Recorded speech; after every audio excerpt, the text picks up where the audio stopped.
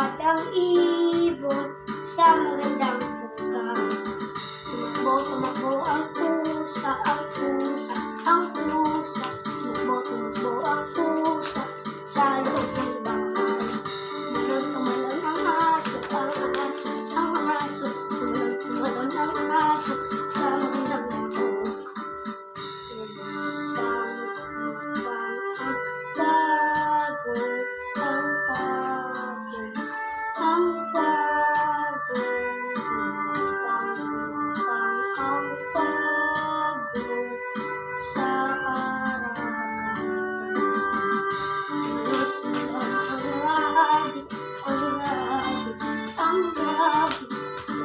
Tumalon ang rabbit sa halaman.